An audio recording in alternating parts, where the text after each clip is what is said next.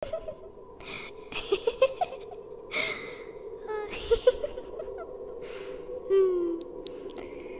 you see me? Hello? Can you find me? Can you find me? I'm here. Behind you, look.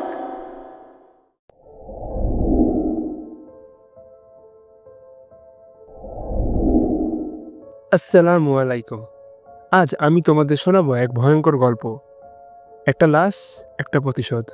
তাহলে আলো নিভিয়ে headphone পরে তৈরি হয়ে যাও, কারণ গল্প শেষে হয়তো তুমিও শুনতে পাবে সেই ফিসফিসে ডাক, আমার বিচার কে করবে।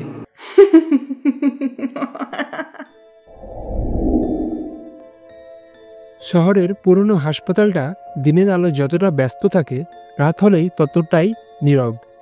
বাতাস ভারী হয়ে আসে, দেওয়ালের পুরনো ফাটলের ফাঁক দিয়ে যেন শীতল হাওয়া বেরিয়ে আসে। এই হাসপাতালের মর্গ শহরের সবচেয়ে গা ছমছমে জায়গাগুলোর একটি। লোকমুখে প্রচলিত গল্প অনুসারে একসময় এখানে এক নার্স আত্মহত্যা করেছিল। তারপর থেকে মাঝরাতে নাকি তার ছায়া দেখা যায়, কখনো বা শোনা যায় চাপা কান্নার শব্দ। কিন্তু আকিব এসব গুজবে বিশ্বাস করে না। সবেমাত্র মেডিকেল টেকনোলজির পড়াশোনা শেষ করে সরকারি চাকরি পেয়েছে সে। নতুন চাকরির উত্তেজনায় এইসব কথায় কান দিতে চায়নি। প্রথম কদিন কাজ স্বাভাবিকভাবেই চলছিল। রাতের শিফটে একা থাকলেও তার কোনো সমস্যা হয়নি। মৃতদেহের পাশে থাকতে থাকতে অভ্যস্ত হয়ে গিয়েছিল সে। কিন্তু একটি লাশ আসার পর সব বদলে যায়। একটা অদৃশ্য অনুভূতি তাকে গ্রাস করতে শুরু করলো। মনে হতে লাগলো কেউ তাকিয়ে আছে, খুব কাছে, নিঃশ্বাস নিচ্ছে। রাত 2:15। মর্গের বাতাস আরো ভারী হয়ে উঠেছে। আকিব একটা নতুন আসা লাশ পরীক্ষা করছিল, একজন তরুণীর, যার মৃত্যুর কারণ হিসাবে রিপোর্টে লেখা ছিল সড়ক দুর্ঘটনা। কিন্তু যখন আকিব মেয়েটির শরীর পর্যবেক্ষণ করলো, তখন একটা অস্বাভাবিক বিষয় চোখে পড়ল। তার হাতে গভীর আঁচড়ের দাগ, গলায় কালচে আঘাতের চিহ্ন। এগুলো তো দুর্ঘটনার ক্ষত নয়। আকিবের হাত কেঁপে উঠল, তার বুকের ধুকপুকানি বেড়ে গেল, কেমন যেন অস্বাভাবিক হতে লাগলো। ঠিক তখনই বিদ্যুৎ চলে গেল। পুরো মর্গ অন্ধকারে ডুবে গেল। সারা শরীরে কাঁপুনি শুরু হলো আকিবের। কোথাও যেন চাপা ফিসফিস শোনা গেল, আমাকে মেরে ফেলা হয়েছে। কে বলল? কেউ নেই, অথচ কণ্ঠটা একদম স্পষ্ট। আকিব কাপা হাতে পকেট থেকে মোবাইল বের করে টর্চ লাইট জ্বালালো। সে আস্তে আস্তে মৃতদেহের দিকে তাকালো, আর ঠিক তখনই লাশের চোখ দুটো খুলে গেল।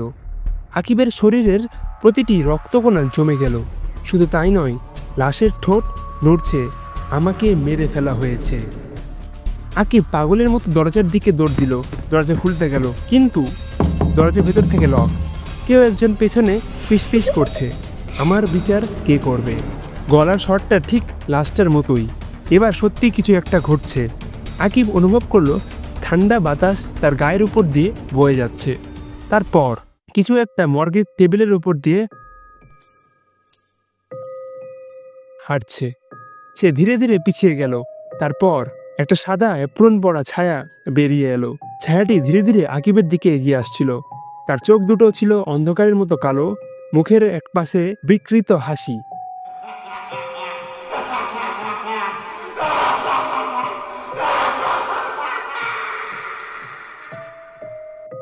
তার দেহটা মানুষের মতো হলেও হাঁটার ভঙ্গি ছিল অস্বাভাবিক।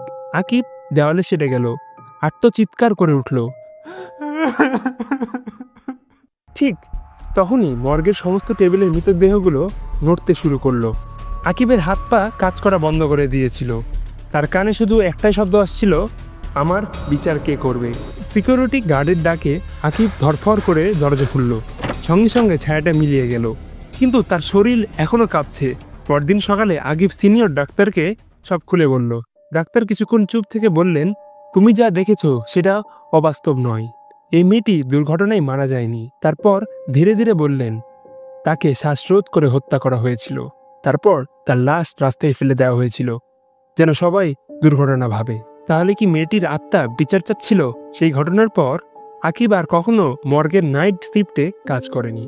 কিন্তু আজও যখন কেউ গভীর রাতে হাসপাতালের মর্গের পাশ দিয়ে যায়, কেউ কেউ শপথ করে বলে তারা শুনেছে সে ফিসফিসে কণ্ঠ, আমার বিচার কে করবে। তুমি কি বিশ্বাস করো আত্মারা বিচার চাইতে পারে, নাকি সবই শুধু মনের ভয়? তোমাদের কি মনে হয় কমেন্টে জানাও। আর যদি এমন আরও গা ছমছমে গল্প শুনতে চাও তাহলে সাবস্ক্রাইব করো, লাইক দাও আর বন্ধুদের সাথে শেয়ার করো। সাবধান, রাতে একা শুনতে গেলে হয়তো তুমিও কিছু শুনতে পাবে।